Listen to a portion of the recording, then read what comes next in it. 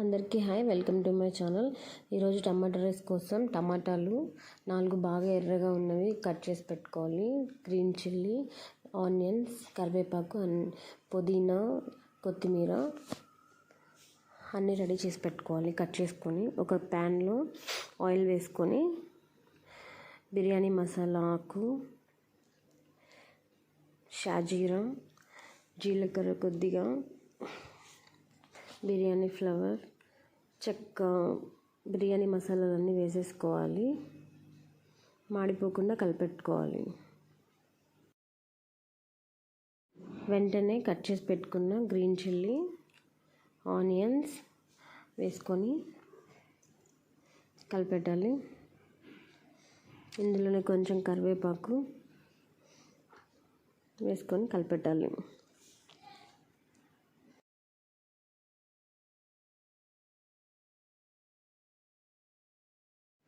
Onions light brown కలర్లో వచ్చాక కొంచెం జింజర్ గార్లిక్ పేస్ట్ వేసుకొని మళ్ళీ కలిపెట్టాలి. పచ్చివాసన పోయేంత వరకు బాగా వేయించాలి.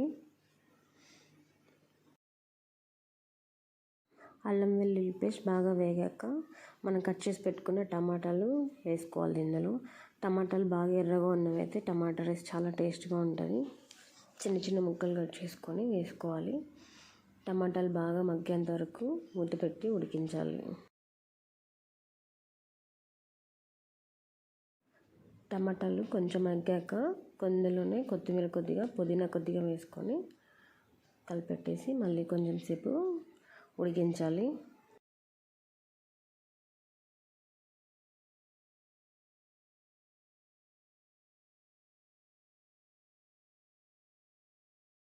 బాగా మగ్గాక ముందుగా మనం దీనికోసం ఒక గ్లాస్ బియ్యాన్ని నానపెట్టుకొని ఉంచుకోవాలి. 1/2 అవర్ నానిన తర్వాత ఆ బియ్యం ఆ రైస్ని ఇందులో వేసుకొని కలుపుకోవాలి. ఒక గ్లాస్కి 2 గ్లాసులు వాటర్ వేసుకోవాలి. పొడి పొడిగా వస్తుంది బాగా. వాటర్ ఇందులో ఇప్పుడు మనం కొంచెం కారం, ధనియాల పొడి, గరం మసాలా, ఇందులో పసుపు వేసుకోనక్కర్లేదండి. పసుపు వేసుకోకుండా చాలా బాగా వస్తుంది కలర్. కొంచెం గరం మసాలా, కారపొడి, ధనియాల పొడి వేసేసుకొని సరిపడా ఉప్పు వేసేసుకొని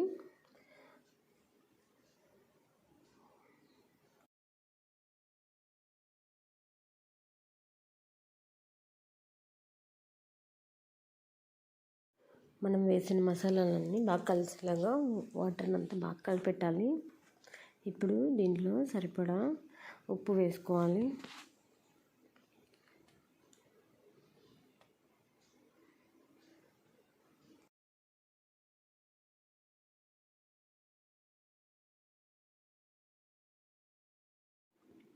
ఇందులోనే కొంచెం నెయ్యి వేసుకోవాలి. టేస్ట్ బాగా వస్తుంది. రైస్ పొడి పొడిగా వస్తుంది ఇట్లా నెయ్యి కానీ ఆయిల్ కానీ వేసుకోవడం వల్ల.